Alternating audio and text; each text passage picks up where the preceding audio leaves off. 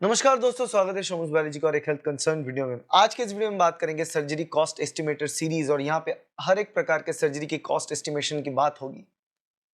इस वीडियो में हम बात करेंगे कि एवरेज हॉस्पिटल स्टे कितना है सर्जरी के लिए, टाइम कितना लगता है फुल रिकवरी में, रिस्क फैक्टर्स और कॉम्प्लिकेशंस क्या क्या आएगा इस सर्जरी के बाद, और कॉस्ट ऑफ सर्जरी और रेट ऑफ सक्सेस।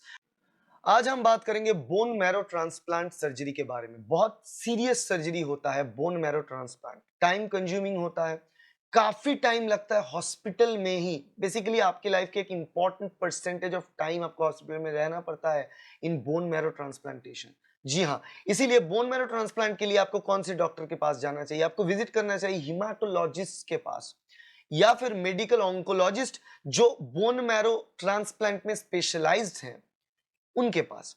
इम्यूनोलॉजी का भी नॉलेज होना चाहिए उस बंदे को, हिमाटोलॉजी का भी नॉलेज होना चाहिए, और ऐसे डॉक्टर्स बहुत कम मिलेंगे स्पेशलाइज्ड।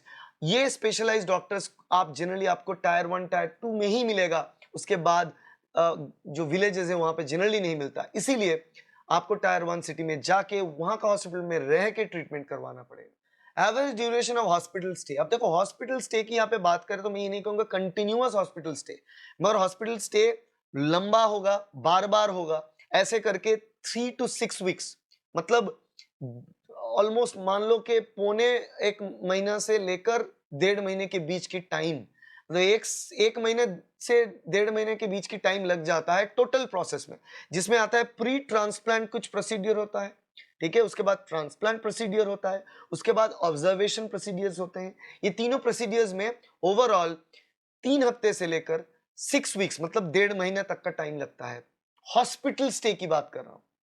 अब time for full recovery, bone marrow transplant के बाद पूरी तरीके से रिकवर होने में कितना टाइम लगेगा? 3 से 6 महीना टाइम लगता है बेसिक रिकवरी में, और 1 साल का टाइम लगता है कंप्लीट इम्यून सिस्टम रिकवरी में, क्योंकि बोन मैरो एक ऐसे जगह है जहां पे इम्यून सिस्टम की सेल्स तैयार होता है, जहां पे बी सेल्स, टी सेल्स, ये सारे सेल्स बन रहा है, इनफैक्ट ब्लड सेल्स भी बन रहा है, तो अलग अलग प्रकार के सेल्स बन रहे हैं, व्हाइट ब्लड सेल्स भी बन रहा है, रेड ब्लड सेल्स भी बन रहा है। अब वो सारे सेल्स यहाँ पे बन रहा है, तो वहां के ट्रांसप्लांट में अगर हम कुछ करेंगे तो इम्यून सिस्टम में इंपैक्ट आएगा, आपके ओवरऑल हेल्थ में बहुत इंपैक्ट आएंगे, तो इसलिए फुल रिकवरी में 1 साल तक का टाइम लगता है।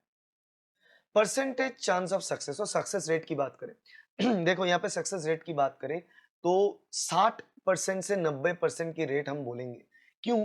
क्योंकि ऑटोलोगस ट्रांसप्लांट बोला जाता है, एक प्रकार के ट्रांसप्लांट्स होते हैं जो अर्ली स्टेज ट्रांसप्लांट्स होते हैं। जनरली बोन मैरो ट्रांसप्लांट तभी किया जाता है अगर कोई कैंसर है, बोन मैरो की कैंसर है तब, तो वहां पे अर्ली स्टेज पे हम डिटेक्ट करें तो वहां पे ट्रांसप्लांट हो रहा है, ऑटोलोगस ट्रांसफर हो रहा है, तो तब जाके सक्सेस रेट थोड़ा हाई, अदरवाइज सक्सेस रेट कम हो जाता है।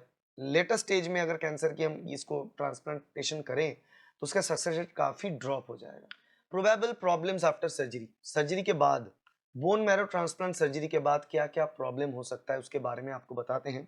ग्राफ्ट रिजेक्शन हो सकता है, ग्राफ्ट वर्सेस होस्ट डिजीज बोला जाता है उसको, GVHD। तो क्योंकि ग्राफ्ट मतलब बोन मैरो बाहर से आप डाल रहे हो, अब आपके शरीर का हिस्सा आपका है, बोन मैरो बाहर से आ रहा है तो फॉरेन है, तो आपके शरीर उसके खिलाफ लड़ेगा, तो ये एक प्रॉब्लम। उसके साथ इन्फेक्शन हो सकता है, इन्फेक्शन हो जाए तो बहुत मुश्किल होता है पेशेंट को बचाना।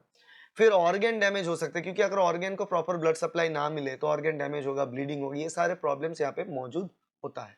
अब कॉस्ट की बात करें, कितना खर्चा होता है आपको, एवरेज कॉस्ट की बात करें तो ये 3 लाख से 8 लाख रुपए गवर्नमेंट हॉस्पिटल में, गवर्नमेंट हॉस्पिटल में 3 लाख से 8 लाख रुपए की खर्चा, वो भी सब्सिडाइज्ड वैल्यू बोल रहा हूं आपको, सब्सिडी देने के बाद 3 लाख से 8 लाख के बीच का खर्चा आता है।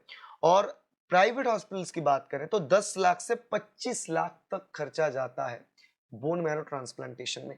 और एक्चुअली बोन मैरो ट्रांसप्लांटेशन में सिर्फ ट्रांसप्लांटेशन का खर्चा नहीं, उससे पहले का खर्चा, उसके बाद के 1 साल तक का खर्चा, तो बहुत ज्यादा खर्चा होता है। इसीलिए इसके लिए एक तगड़ा हेल्थ इंश्योरेंस होना बहुत इंपॉर्टेंट है, हाई वैल्यू के हेल्थ इंश्योरेंस होना बहुत इंपॉर्टेंट है। अब इंश्योरेंस कवरेज की बात करो, देखो बोन मैरो ट्रांसप्लांटेशन आएगा, कैंसर किसी को डिटेक्ट होता है तो वो क्रिटिकल इलनेस की कवर में भी आ जाता है। अब अगर किसी के पास क्रिटिकल इलनेस की कवर है तो जब भी क्रिटिकल इलनेस डायग्नोज होता है तो डिसबर्स हो जाता है क्लेम, तो जितना पैसे का क्रिटिकल इलनेस है वो डिसबर्स हो जाएगा, इमीडिएट आपको पैसा मिल जाएगा। और अगर आप कंप्रिहेंसिव हेल्थ इंश्योरेंस की बात कर रहे हो, वहां भी जितना जितने अमाउंट तक आपका हेल्थ इंश्योरेंस है उसमें कवरेज आएगा, मगर इसमें भी जो वेटिंग पीरियड नॉर्मल 2 से 3 साल 4 साल का वेटिंग पीरियड जो वो जनरली रहता है, उसके बाद ही कवरेज मिलना शुरू होता है, मगर ये एज ए क्रिटिकल इलनेस के अंदर क्लेम होता है। अब रिस्क फैक्टर्स की बात करें, देखो ये जो सर्जरी इसके रिस्क फैक्टर्स क्या होंगे? रिस्क फैक्टर्स होता है related to bone marrow transplant. अगर आपकी उम्र बहुत बढ़ जाए, अगर आपकी ओवरऑल हेल्थ बहुत वीक है, कैंसर आपके शरीर में कहीं पे है, ऐसा नहीं कि बोन मैरो है कहीं और है, उससे भी चांस बढ़ता है बोन मैरो कैंसर होने की। और डोनर मैच भी नहीं होता है, कभी कभी तो डोनर मैच प्रॉपर नहीं होता, डायग्नोसिस में डिले होता है। और अगर कोई और किसी के ऑर्गन डिस्फंक्शन होता है, ऑर्गन डिस्फंक्शन में भी रिस्क फैक्टर्स रहता है, उसमें भी प्रॉब्लम्स हो सकते हैं। अगर आपके दिमाग में कोई क्वेश्चन है तो क्वेश्चन आप कमेंट सेक्शन में पूछ सकते हो, मैं कमेंट में आपका जवाब देने की कोशिश करूंगा। आशा करते हैं वीडियो आपके लिए हेल्पफुल रहा, अच्छा लगा तो लाइक करना, कमेंट करना, शेयर करना और सब्सक्राइब करना इस चैनल को, ताकि ऐसे वीडियो आपको मिले।